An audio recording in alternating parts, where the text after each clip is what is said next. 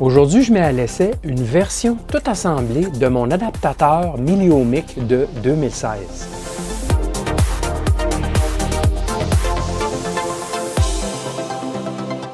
Bidouilleuse, bidouilleur, salut!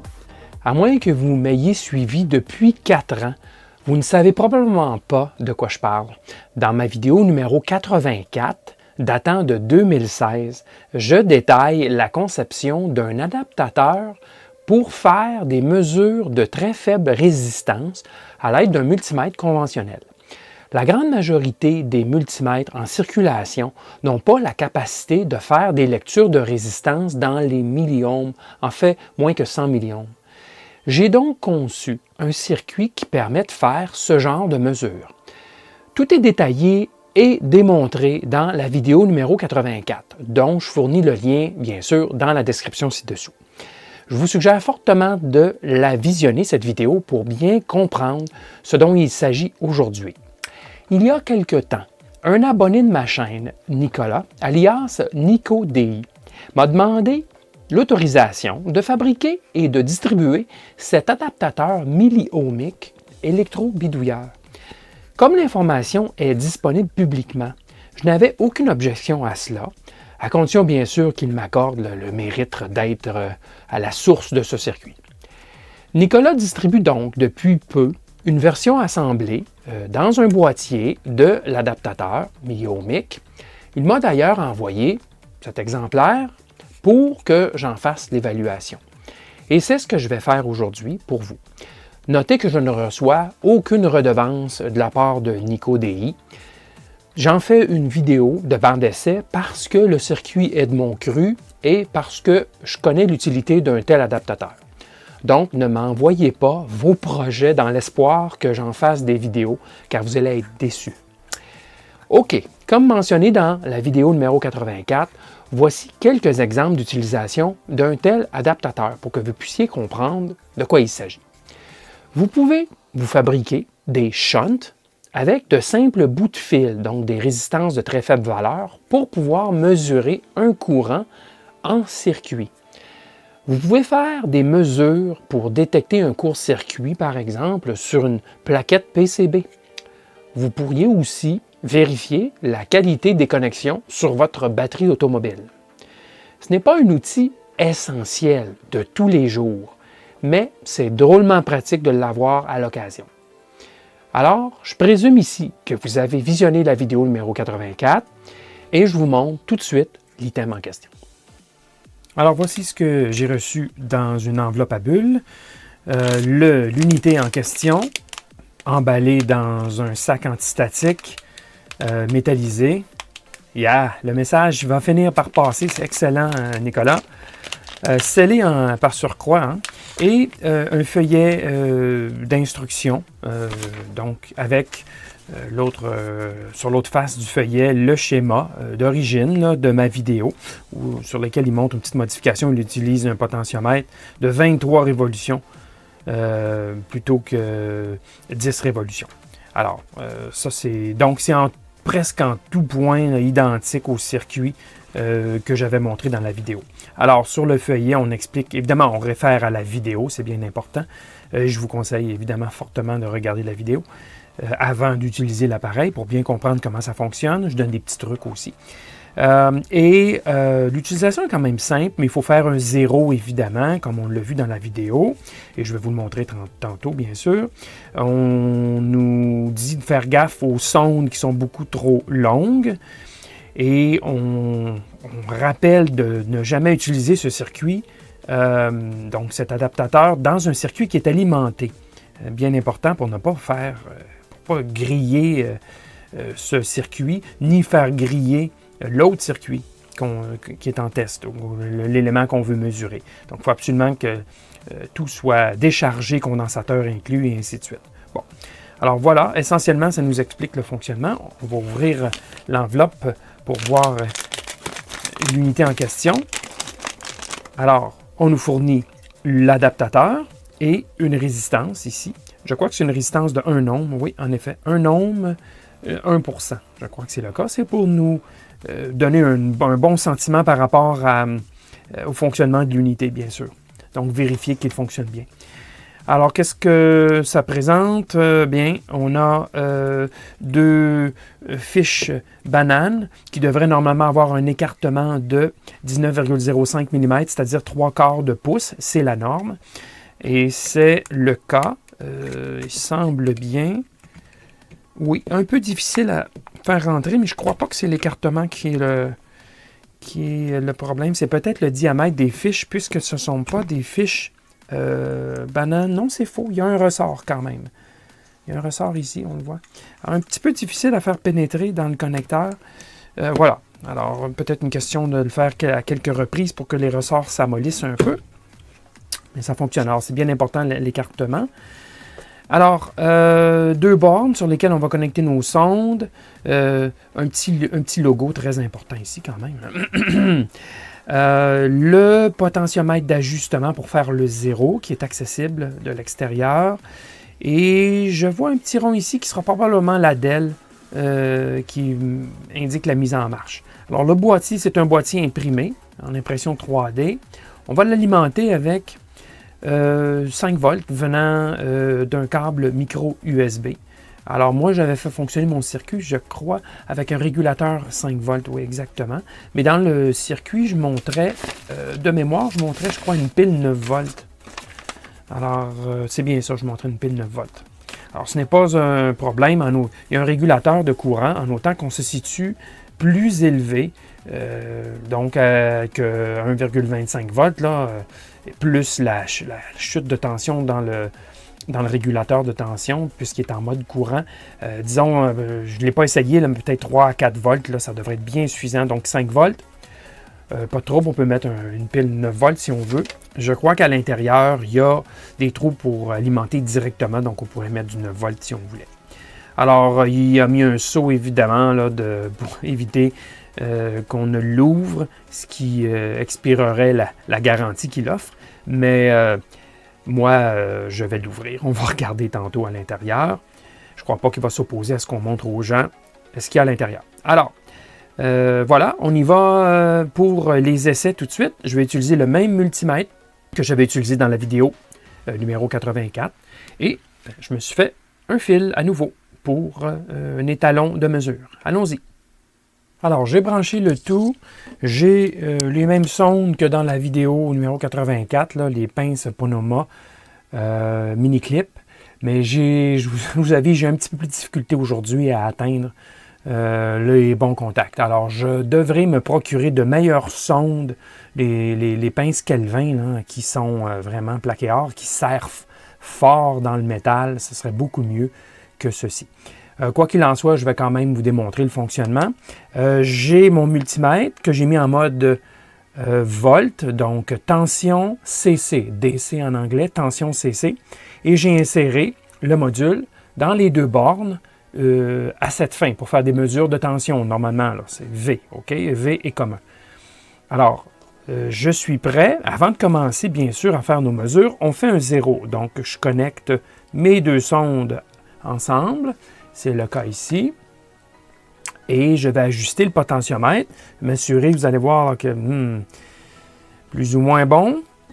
Ouais, ça semble fonctionner, là. Bon, 2,7, 2,6, 2,5. Alors, on va l'amener sous la barre des 1 milliohm.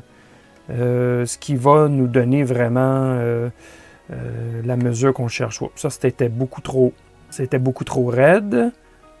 Alors, je me reprends. Bon, alors voilà, on arrête ça là. Moins qu'1 million. Parfait. On voit que ça bouge encore, c'est ce qu'on veut. On ne veut pas l'accoter au point où ça devient 0,1 ou 0,2 et que ça ne bouge plus. C'est signe qu'on est allé trop loin. Alors voilà, là, ça c'est fait. Alors j'ai un bout de 30 cm exactement ici de cuivre de calibre AWG24, c'est-à-dire 0,5 mm de diamètre. C'est ça le fil, OK? 0,5 mm de diamètre. J'en ai pris pour 30 cm et on devrait avoir environ 26 milliohms de lecture. Alors là, c'est le défi de faire la connexion correctement avec les sondes que j'ai. Et on voit que je me débat beaucoup pour arriver à une bonne connexion. Le cuivre est propre, il est nu, il vient tout juste d'être dégagé. Voilà, 28, 27, c'est 25,6 théoriquement. Donc, on est très près, là, 27 milliohms de résistance pour 30 cm de ce fil ici. Alors maintenant, ça c'est 30 cm. Je vais y aller à 15 cm.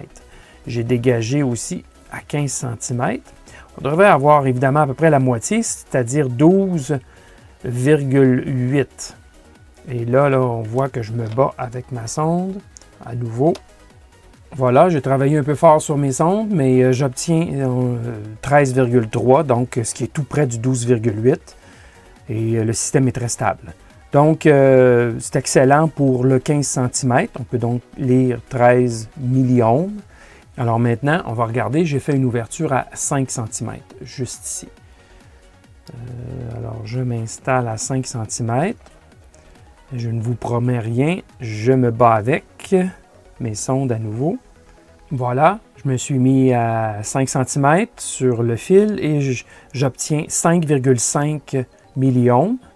Et c'est 4,3 théoriquement. Alors, on est exactement au bon endroit. Là. Il ne faut pas non plus être trop maniaque parce que ces sondes-ci, comme je vous dis, ce n'est pas la meilleure des solutions. Et les sondes, c'est le nerf de la guerre. Procurez-vous des super sondes. Vous ne le regretterez pas pour des mesures milliohmiques. C'est bien important. Donc voilà, ça fonctionne bien. Même ça continue de bouger un petit peu, c'est un peu normal quand même. Et je vais revérifier le 0. Il ne faut pas oublier qu'il y avait un léger décalage. Alors, il a dérivé un petit peu parce qu'il revient près, voilà, 0,2, 0,1. On l'avait mis un petit peu plus haut. Alors, on pourrait compenser un petit peu pour être certain qu'il n'est pas à côté sur le rail inférieur.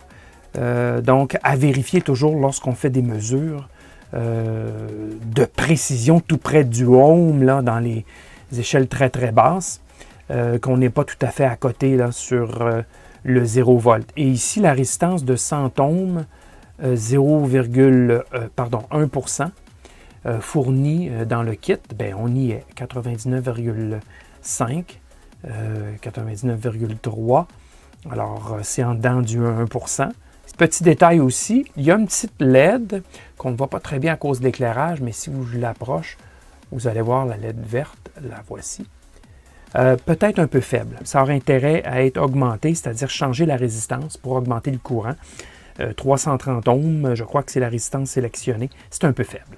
Maintenant, on va l'ouvrir pour regarder à l'intérieur, voir si c'est bien monté, bien construit. Alors, un peu de dévissage et le tour est joué. On voit donc le boîtier d'impression 3D. Il y a du brillant dans le filament 3D. C'est du PLA rouge métallisé de la marque Ariane Plast. Et il nous dit aussi que les composants viennent de chez RS et Mauser. Donc, beau boîtier, solide, je peux vous dire. J'ai forcé un petit peu dessus avant d'arriver à comprendre comment ça se montait. Et c'est très bien. Il s'est mis un guide lumineux, ce qu'on appelle en anglais un light pipe. Donc, c'est un guide de lumière pour aller chercher l'intensité, donc la DEL, et l'amener sur la face avant, qui est quand même beaucoup plus loin. Donc, bien conçu, un petit guide lumineux à l'intérieur. On voit qu'il est intégré. Utilise bien sûr des fiches et des bornes bananes. L'ensemble est vissé, donc il n'y a aucun fil. Bonne idée, facile, modulaire. Alors, qu'est-ce qu'on a sur la plaquette? Bien, on va regarder d'abord sur la face opposée ici. Petite attention intéressante quand même. Alors, on a bien sûr notre régulateur de tension LM317. Et les deux résistances qui, en parallèle, forment 125 ohms, qui fixent le courant à 10 mA. Ça, c'est bien correct. On a ici le Max 406, qui est quand même quelques dollars. Je n'ai pas vérifié les prix, mais c'est 4-5 dollars, je crois.